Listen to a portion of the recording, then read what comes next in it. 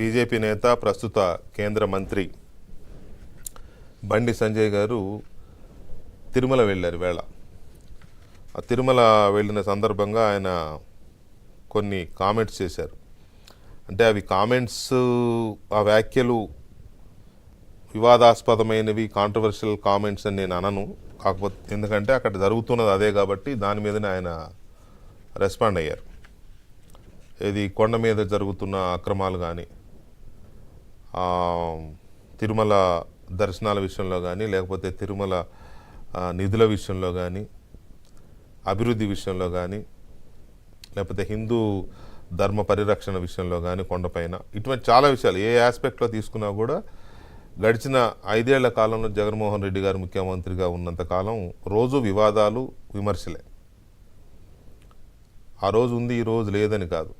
చివరికి వెంకటేశ్వర స్వామిని, తిరుమల కొండని ఎలా వాడుకున్నారంటే వాళ్ళ కేసుల పరిష్కారానికి, లేదా వాళ్ళ కేసులు మీద పడకుండా ఉండడానికి, లేకపోతే పెద్ద పెద్ద వాళ్ళతో లాబింగ్లు చేయడానికి వెంకటేశ్వర స్వామి బొమ్మల్ని అస్త్రంగా వాడుకున్నారు.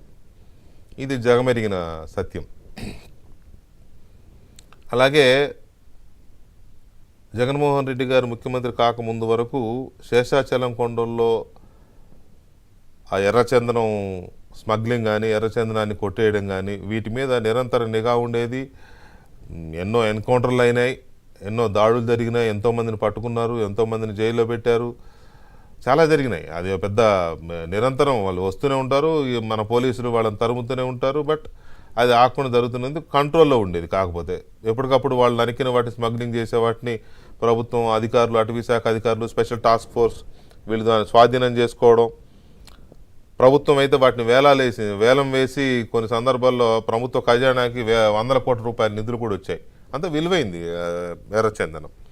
కానీ ఈ గడిచిన 5 ఏళ్ళు రాజకీయ నాయకులు, పేర్లు చెప్పొచ్చో లేదో కానీ, ఆ ప్రాంతానికి చెందిన కొంతమంది నేతలు ఎర్రచందనం స్మగ్లర్లుగా తయారయ్యి, పార్టీ నేతలే తయారయ్యి నానా బీభత్సం సృష్టించారు. అలాంటి వాళ్ళకి ఒకళ్ళిద్దరు టికెట్ కూడా ఇచ్చినట్టున్నారు మొన్న ఆ పార్టీలో. అది కూడా పెద్ద చర్చ జరిగింది, ఓపెన్గానే సోషల్ మీడియాలో చర్చ జరిగింది. అలాంటి వాళ్ళని మేము ఆ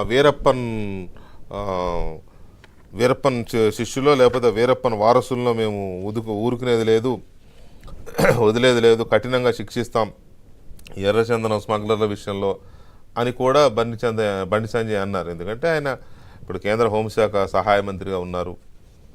నిజానికి కేంద్ర ప్రభుత్వం తలుచుకుంటే తిరుమల విషయంలో కానీ, తిరుమల పవిత్రతను కాపాడడంలో కానీ, లేకపోతే ఇలాంటి జాతి సంపదను కాపాడడంలో కానీ కేంద్ర ప్రభుత్వం కూడా చొరవ తీసుకుని దాన్ని కాపాడవచ్చు.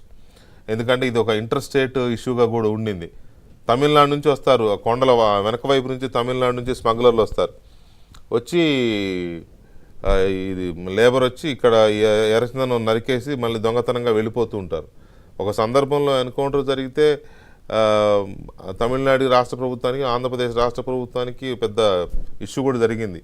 మా రాష్ట్రం వాళ్ళని మీరెట్లా పట్టుకుంటారు, మీరెట్లా అరెస్ట్ చేస్తారు, మీ పోలీసు ఎన్కౌంటర్ ఎలా చేశారు, అది సంథింగ్ ఇట్లా. సో ఇలాంటి వివాదాలు లేకుండా పోతాయి కేంద్రమే ఇన్వాల్వ్ అయితే. కానీ ఎందుకు ఇన్వాల్వ్ అవ్వలేదు అంటే అదే కదా రాజకీయం. గడిచిన 5 ఏళ్లలో బండి సంజయ్ గారు ఏ అంశాలు అయితే లేవనెత్తారో, ఈ అంశాలు కేంద్రానికి తెలియవా, బీజేపీకి తెలియవా? తెలుసు, ప్రతిదీ తెలుసు. ఎర్రచందనం స్మగ్లింగ్ అవుతుందని తెలుసు, తిరుమల పవిత్రత పోతుందని తెలుసు, వెంకటేశ్వర స్వామిని అడ్డం పెట్టుకొని రాజకీయం చేస్తున్నారు జగన్మోహన్ రెడ్డి, ఆయన అనుచరులు రాజకీయం చేస్తున్నారని తెలుసు, భైరవీలకి వెంకటేశ్వర స్వామి ప్రతిమల్ని వాడుకుంటున్నారని తెలుసు, అన్నీ తెలుసు.